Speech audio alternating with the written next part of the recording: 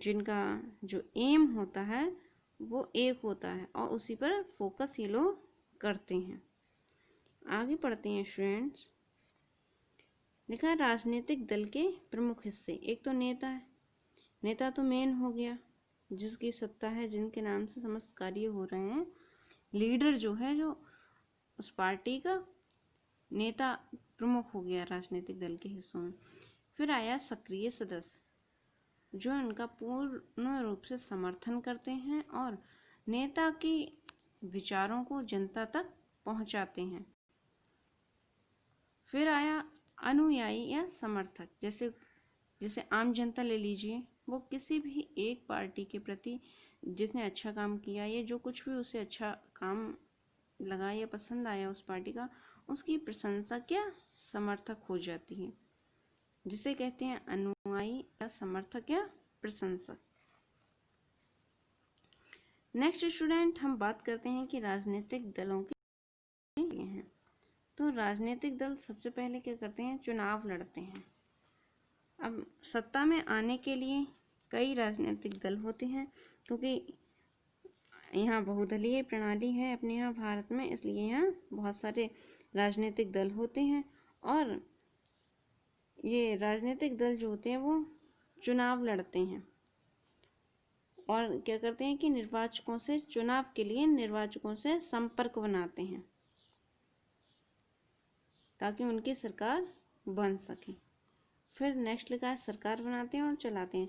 जब ये चुनाव में लड़ने के बाद अमुक पार्टी या अमुक नेता विजय प्राप्त करता है या जीत जाता है, तो उसे सरकार बनाने का प्राप्त होता है।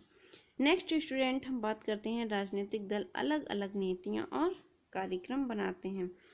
तो राजनीतिक जो पार्टियां होती हैं वो अलग अलग नीति और कार्यक्रम क्यों बनाती हैं, क्योंकि जनता का भला हो सके और उनकी राजनीतिक आर्थिक जो समस्याएं हैं उनका सल्यूशन निकल सके।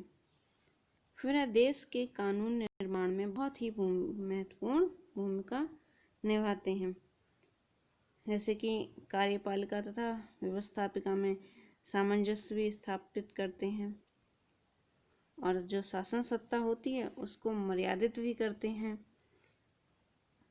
क्या था, कानून निर्माण में। और फिर और कर्मचारियों का निर्वाचन भी करते हैं। इस तरह से उनसे संबंधित कई कानून बनाते हैं, कई नीतियां लागू करते हैं या कई प्रकार के कानून पारित होते हैं इनके द्वारा।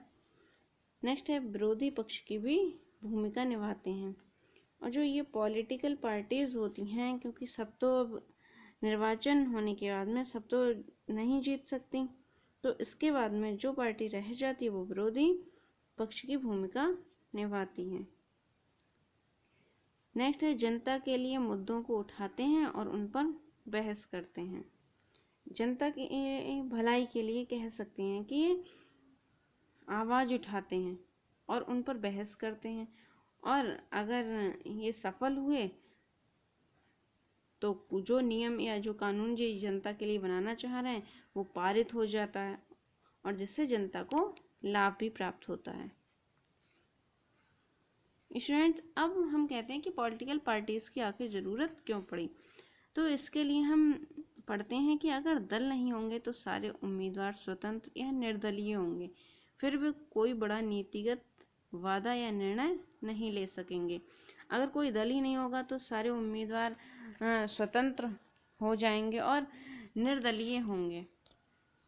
लिखा, जिसके फलस्वरूप क्या होगा कि कोई बड़ा नीतिगत वादा या निर्णय भी आपस में नहीं ले सकेंगे, लेकिन जो कि जनता के लिए आवश्यक है। इसलिए इनका राजनीतिक दलों का होना अनिवार्य है। फिर लिखा है देश कैसे चल सके इसके लिए कोई उत्तरदायी नहीं होगा, उम्मीदवार केवल अपने क्षेत्र की समस्या के बारे में सोचेंगे। जो उम्मीदवार होगा एक, वो अपने एरिया की प्रॉब्लम सॉल्व कर देगा और पूरे देश के प्रति कोई ध्यान नहीं देगा। नेक्स्ट है सरकार के गठन के लिए दलों की ज़रूरत भी पड़ती है। नेक्स्ट है लोकतंत्र में विविधता के कारण प्रत्येक क्षेत्र अपनी मांगों को मनवाने की कोशिश करता है। ऐसे में राष्ट्रीय स्तर पर निर्णय लेने के लिए दलों की आवश्यकता होती है। यहाँ लोकतांत्रिक प्रणाली है, अब इसमें क्या है कि प्रत्येक क्षेत्र अपनी मांगों को मनवाने की कोशिश करता है। प्रत्येक क्षेत्र चाहता है कि हमारी ये मांग पूरी हो जाए, और इस पर कार्य सिर्फ और सिर्फ राजनीतिक दल ही कर सकते हैं। अगर कोई उम्मीदवार होगा तो वो तो पर्टिकुलर अपने एरिया की समस्याओं का सुझाव देगा और अन्यथा नहीं। तो इन सब के लिए पॉलिटिकल पार्टीज की आवश्यकता पड़ती है। स्टूडेंट्स, यहाँ लिखा है कितने राजनीतिक दल, तो एक तो होता है एक दलीय व्यवस्था और दूसरा है बहुदलीय व्यवस्था। एक दलीय व्यवस्था में सिर्फ एक ही राजनीतिक दल होता है और उसी में से उसी राजनीतिक दल में प्रत्येक चुनाव में उम्मीदवार खड़ा होता है और विजय प्राप्त करता है। फिर आया बहुदलीय व्यवस्था। बहुदलीय व्यवस्था में क्या होता है कि बहुत सारे दल होते हैं, कोई एक दल नहीं होता, अलग अलग पार्टीज होती हैं और उनमें से किसी एक उम्मीदवार का चयन होना होता है। एक दलीय व्यवस्था स्टूडेंट्स कहाँ कहाँ है, हम बात करते हैं। चीन, क्यूबा, उत्तरी कोरिया, वियतनाम इत्यादि एक दलीय व्यवस्था वाले देश हैं। ये जो फर्स्ट नंबर पे लिखे हुए हैं वो एक दलीय व्यवस्था है, और ये नीचे जो लिखे हैं भारत, ब्रिटेन, अमेरिका, रूस और कनाडा, इन देशों में बहुदलीय व्यवस्था है, यानी अनेकों पॉलिटिकल पार्टीज हैं। थैंक यू स्टूडेंट्स, आज का हमारा टॉपिक यहीं ओवर होता है।